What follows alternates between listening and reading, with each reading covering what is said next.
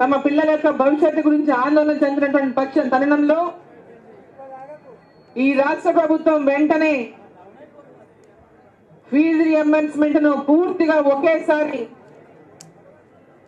పిల్లలకు అందించాలనేటటువంటి ఒక లక్ష్యంతో ఈ రాష్ట్ర ప్రభుత్వం యొక్క కళ్ళు తెరిపించాలనేటటువంటి ఆలోచనతో ఈరోజు వారు చేపట్టినటువంటి 2 రోజుల దీక్షకు విద్యార్థులందరి తరఫున కూడా వారికి నేను ధన్యవాదాలు అభినందనలు నేను తెలియజేస్తా ఉన్నాను.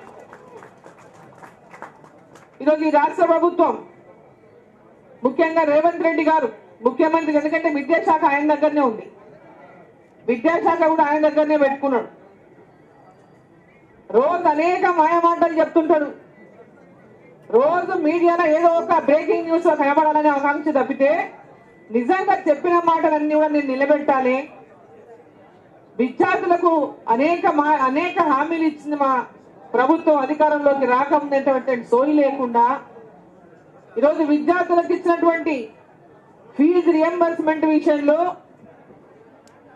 వాళ్ళ అధ్యక్షుడు, వాళ్ళ నాయకుడు, ఎందుకంటే వాళ్ళకి ఎప్పుడు కూడా ఇంకా యువ నాయకుడే ఆ నాయకుడు ఎన్నికల ముందు కూడా వచ్చిండు. ఇక్కడ ఎన్నికల ముందు కూడా వచ్చి యువకులకు అందరికీ కూడా అనేక తెలంగాణలో హామీలు ఇచ్చిపోయారు. ఫీజు రియంబర్స్మెంట్ చేస్తామని, చదువుకునేటటువంటి పిల్లలకు వాళ్ళ హైయర్ ఎడ్యుకేషన్ కోసం బ్యాంకులలో 5 లక్షల రూపాయలు రుణం అందిస్తామని ఇంత ముందు చెప్పిన మేడం. దాదాపు 30 లక్షల మందికి పైగా దరఖాస్తులు చేసుకున్నారు, కానీ ఇప్పటిదాకా ఎవరికి కూడా 5 లక్షల రూపాయల అంటే బ్యాంకుల్లో రుణాలు ఎవరికి ఇప్పించలేదు. హైయర్ ఎడ్యుకేషన్ కూడా ఎవరికి డబ్బులు ఇవ్వలేదు. అనేక మంది విద్యార్థులు చదువులు పూర్తి చేసుకున్నటువంటి వాళ్ళు నిరుద్యోగులు వాళ్ళకు నెలకు 4,000 రూపాయలు ఇస్తామన్నాడు.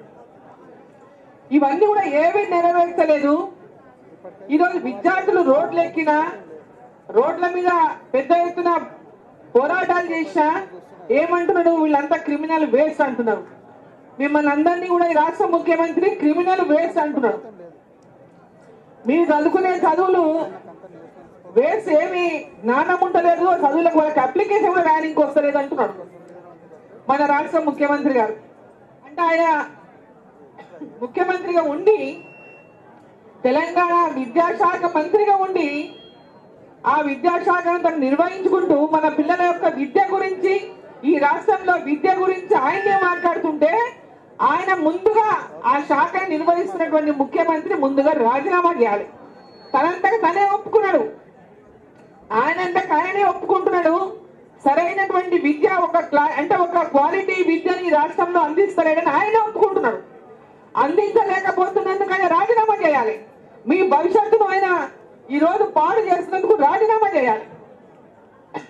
ఈరోజు పిల్లలందరినీ కూడా తల్లిదండ్రులు పాపం ఎంతో ఆశతో మా పిల్లలు మంచి చదువు చదువుకోవాలి, గ్రాడ్యుయేషన్ చేయాలి, ప్రొఫెషనల్ కోర్సులు చేయాలి, డిగ్రీ కావచ్చు, అదేవిధంగా పీజీ కావచ్చు, లేదా ఇంజనీరింగ్ కావచ్చు, మెడిసిన్ కావచ్చు, ఇతర అగ్రికల్చర్ ఎన్ని ప్రొఫెషనల్ కోర్సులు కావచ్చు, ఎడ్యుకేషన్ కోసం మా పిల్లలు అందరితో పాటు మంచి చదువుకొని ఉన్నతంగా పైకి రావాలని తల్లిదండ్రులు కోరుకొని ఈరోజు మిమ్మల్ని స్కూళ్లకు ఫీజు రియంబర్స్మెంట్ ఉందని అందరినీ చదివించాలని ఒక ఉద్దేశం పంపిస్తుంటే, ఫీజు రియంబర్స్మెంట్ లేక కాలేజీలో ఫీజు కట్టనందుకు పిల్లలను వాళ్ళ సర్టిఫికేట్ ఇవ్వకుండా, ఎడ్యుకేషన్ పూర్తయినా కూడా వాళ్ళ సర్టిఫికేట్స్ ఇవ్వకుండా ఇబ్బంది పెడుతుంటే, తాలిబొట్టులు కుదువ పెట్టి అప్పులు తెచ్చి ఈరోజు ఫీజులు కట్టి పిల్లల యొక్క కాలేజీలో వాళ్ళ సర్టిఫికేట్ తీసుకున్నటువంటి దుస్థితికి తెచ్చినటువంటి రాష్ట్ర ముఖ్యమంత్రి ఒక క్షణం కూడా ఆ కుర్చీ మీద కూర్చొని అర్హుడు కాదని చెప్పి సందర్భంగా నేను తెలియజేస్తా ఉన్నాను.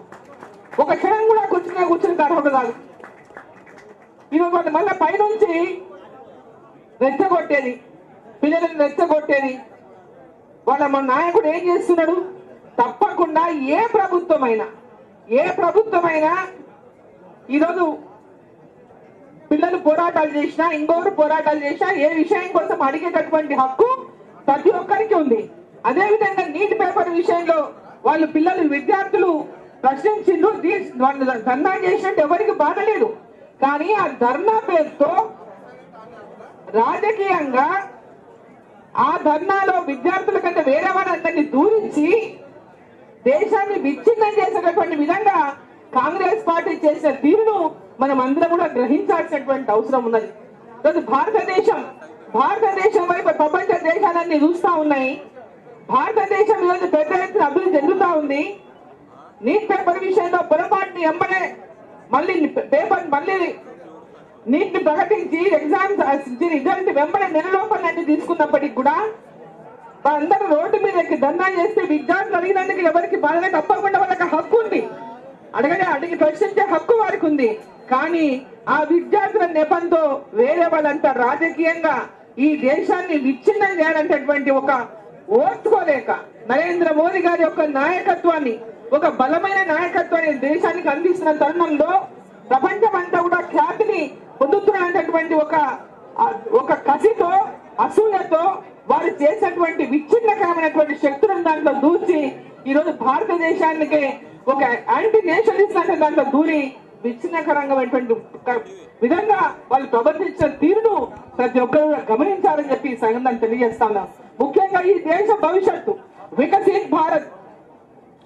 వికసిత్ భారత్ అంటేనే 2047లో మీ అందరి భవిష్యత్తు. వికసిత్ భారత్ అంటేనే మీ అందరి భవిష్యత్తు.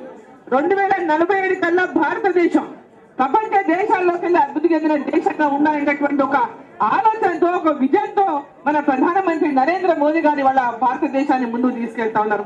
దాంట్లో ముఖ్యమైనది మీ అందరి యొక్క ఈ యొక్క దేశం యొక్క యువత భవిష్యత్తునే వారు ప్రధానంగా విద్య గాని, వారికి అన్ని రకాలుగా విద్యలో గాని, స్కిల్స్ లో గాని అన్నింటిలో కూడా మన భారతదేశం ఉన్నటువంటి విద్యార్థులు మొదటి స్థాయిలో ఉన్నటువంటి ఆలోచనతో ఏదైతే వాళ్ళు ఈ రోజు నరేంద్ర మోదీ గారు విజన్ తో ముందుకు పోతున్నారో, ఈ విజన్ లో మీ అందరూ కూడా భాగస్వాములై భారతదేశం యొక్క లక్ష్యాన్ని, వికసిత్ భారత్ లక్ష్యాన్ని మేము విద్యార్థులంతా కూడా మీ అందరి భవిష్యత్తే వికసిత్ భారత్ అనే విషయాన్ని గుర్తించి ఆ లక్ష్యంతో ముందుకెళ్లాలని ఈరోజు రామచంద్రరావు గారు చేపట్టినటువంటి దీక్ష భారతీయ జనతా పార్టీ మీ అందరికీ కూడా అండగా ఉంటుందనేటటువంటి విశ్వాసాన్ని కలిగిస్తూ ఈ రాష్ట్ర